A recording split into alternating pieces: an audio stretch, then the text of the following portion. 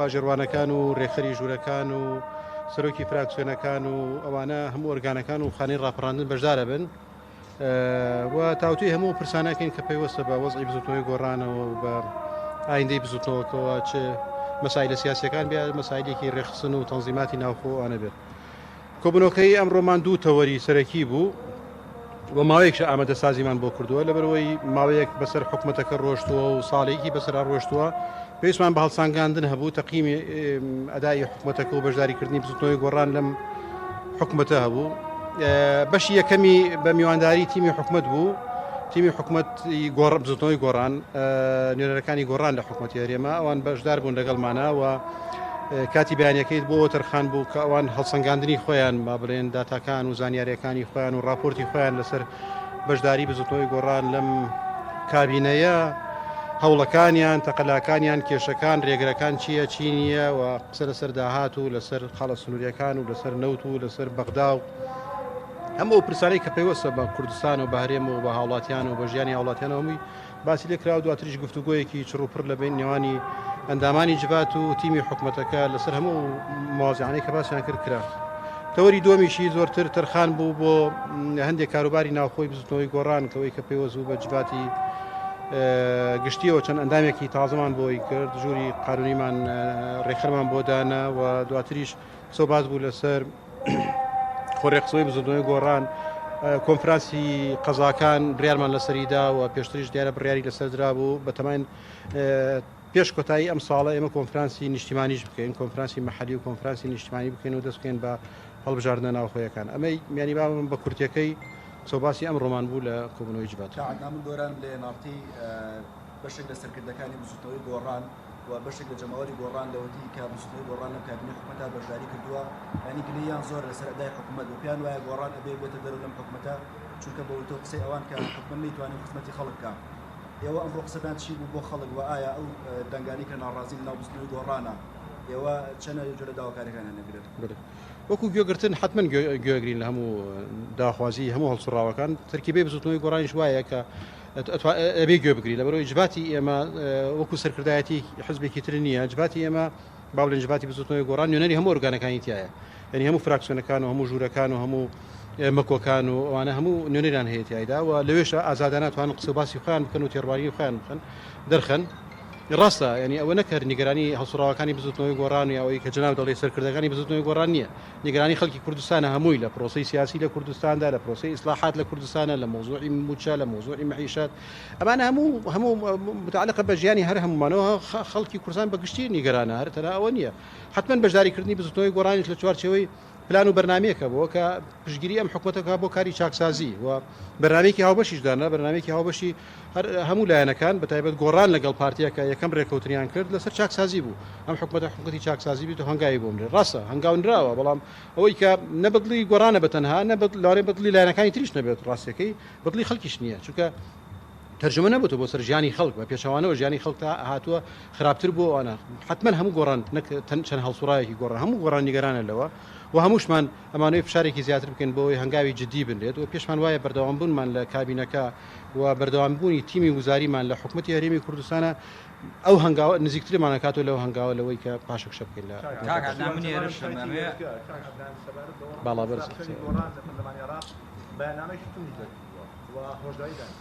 بۆنی مەبزانین کەوا لەک نماوەوە چاخشنی گۆڕانە پەرلەمانی خانەی ڕاپەڕاندن ئەگەر ئەوان هەڵێژی ژیان هەبێ مەسەڵیان جیابنەوە لە ئێوە بڵێن ئەبێ شوێن هەڵوێستی ئێوە چێ وەکو بزرگنەوەی گۆڕان لە بانگەوازەوە دووش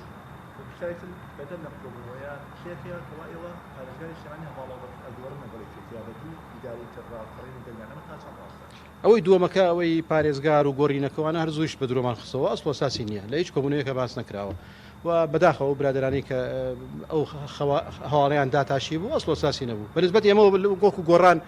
من لە زۆربەی تیمەکانە بووم و هاوڕێکانیشمان لەو وەفدە هاوبەشن باسی ئەوە نەکراوە باسی پۆستەکانی ئستحقاقی تری گۆڕان کراوە بەڵام باسی ئەوەی کە بگۆڕینەوە دوو بە یەک و یەک بە دوو ئەو شتانە نەکراوە ئەمە ئەوەی دووەمیش بەزانین باسی ترکیبەی جواتم کرد هەموو ئۆرگانێک لە ئۆرگانەکانی بزوتنەوەی گۆڕان ئەتوانێت بێت لە کۆبنەوەی جواتە یا لەگەڵ خانە یا لە هەر ئۆرگانێکی تر ئەتوانێت بوجە نەزەری خۆی بگەێنێت پەیامەکانی خۆی بگەێنێت ناڕزایەتەکان و ڕەخنەکانی خۆی بگەێنێت و شوازی کاری حزبیش ئەوەیە ینی تۆ هەر ئەوە نییە بڵێ وڵا یا یەک یا ئەوەنە یا ئەوەی من یا ئەوەی ترنە طبعا حتمما ئەو ڕێی فراکسیۆنی ئێمە لە بەغدا ڕێیەکی ڕێز لێگیراوە تێڕوانینانە بۆ چوونیانە هەمویانی مزایان کردووە و هەمووشان هەڵسوڕایان بزوتنەوەی بوونە بەڵام دوجار جباتی نیشتیمانی بزوتنەوەی گۆڕان هەموو ئۆرگانەکانی تری تێدایە کاتی خۆی بەدەنگدان گۆڕان بەشداری کردووە لە حکوومەت ئێستا ئەگەر هەر قسەیەکی تازە هەبێ یا تەرحێکی تازە بێ حتمما بێ بەدەنگدان بێت من ێرشم لە شار پێ بزوتنەوەی گۆڕان نامەیەکی بڵاو کردوەوە پێشتر باسی لەوە کرد کە ئەگەر بێت و موچە ئەم جارە ببڕێت زوتنەوەی گۆڕان لە حکوومەت دەکشێتەوە ئێستش بە فراکسیۆنی گۆڕان لە پەرلەمانی عێراق